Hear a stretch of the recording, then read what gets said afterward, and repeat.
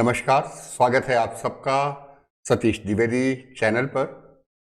और हम बात कर रहे हैं आज के दिन की एक अहम घटना। प्रधानमंत्री नरेंद्र मोदी आज जालियांवाला बाग के पुनर्निर्मित स्मारक को राष्ट्र को समर्पित कर रहे हैं। बेहतर वक्त है कि एक बार अतीत से बात की जाए। जालियांवाला बाग ब्रिटिश हुकूमत का वह पैशाचिक चेहरा जिसे लंबे अरसे तक भारतीय भूल नहीं पाए और जिसने भारतीय राष्ट्रवाद को जगाने में मदद की थी। आइए देखते हैं घटनाक्रम। असहयोग आंदोलन, खिलाफत आंदोलन की शुरुआत हो चुकी थी। खिलाफत असहयोग आंदोलन की। गांधी को पंजाब बड़ा प्रिय था। 1919 की बात है। गांधी पंजाब जाना चाहते थे लेकिन उनको पंजाब नहीं जाने दिया गया। गिरफ्तार कर लिया गया पलवल स्टेशन पर। अमृतसर में लोग जब गांधी के इंतजार कर रहे थे, जब उनको सूचना मिली कि गांधी को गिरफ्तार कर लिया गया है, दैट वाज 10th of अप्रैल, भीड़ उत्तेजित हो गई। जगह जगह पथराव किए गए। उन सभी भवनों पर पथराव किया गया जो शासन सत्ता के प्रतीक थे।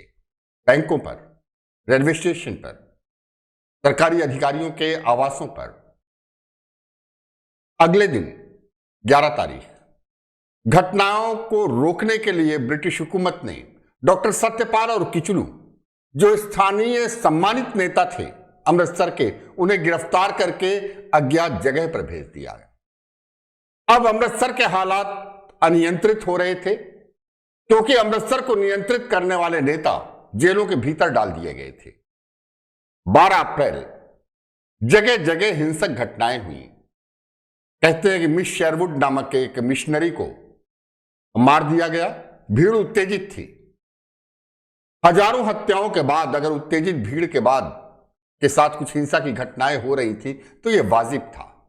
लेकिन ब्रिटिश हुकूमत ने एक अभूतपूर्व कदम उठाया।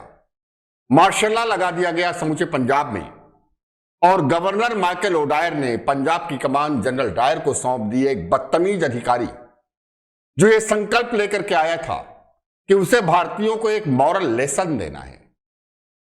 धारा 44 लागू कर दी गई। 13 अप्रैल वैशाखी का दिन था। स्वर्ण मंदिर में अरदास के लिए गांव से हजारों लोगों का जत्था आया था। एक बड़ा पशु मेला भी लगता था। जानवरों की खरीद फरोख्त के लिए भी ढेर सारे किसान आए थे। किसी को नहीं मालूम था कि धारा 44 लगाई गई है क्योंकि मुनादी नहीं करवाई गई थी। जालियांवाला बाग में ब्रिटिश हुकूमत के कदमों का विरोध करने के लिए एक शांतिपूर्ण सम्मेलन किया जा रहा था। जालियांवाला बाग चारों तरफ से मकान से घिरा हुआ तत्कालीन समय का एक छोटा सा मैदान था जिसमें एक कुआं था और एक छोटा सा स्टेज था। हंसराज रहबर ने यह मीटिंग कॉल की थी। जब जनरल डायर को सूचना मिली तो क्रोध से पागल हो उठा डायर और अपने साथ गोरखा सैनिकों को लेकर के वो चल पड़ा जालियांवाला बाग स्थल की ओर। सिर्फ एक एंट्रेंस का रास्ता था, रोक दिया गया। चारों तरफ से गोरखे सैनिक। डायर खुद कमांड कर रहा था। जनरल डायर आदेश दिया, फायर।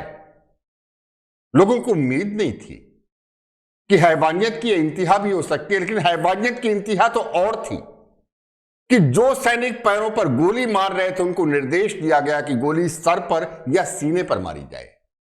राइफल की गोली। 4-5 हजार लोग। जबरदस्त भगदड़ मची। कुल 1600 राउंड गोलियां चली। इसके बाद डायर वापस लौट गया, लेकिन वापस लौटने के बाद कर्फ्यू लगा दिया गया। घायलों के लिए कोई चिकित्सा के इंतजाम नहीं किए गए। उस रात पता नहीं कितने लोग भेड़ियों, कुत्तों और अन्य जंगली जानवरों की वजह से घायल होने के बाद घिसट घिसट कर मरे। दवाइयों के अभाव में मरे, पानी के अभाव में मरे।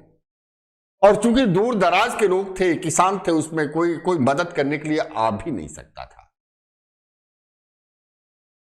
14 अप्रैल ब्रिटिश गवर्नमेंट ने अपना दमनात्मक चेहरा दिखाया। जगह जगह पर गोलियां चलाई गई।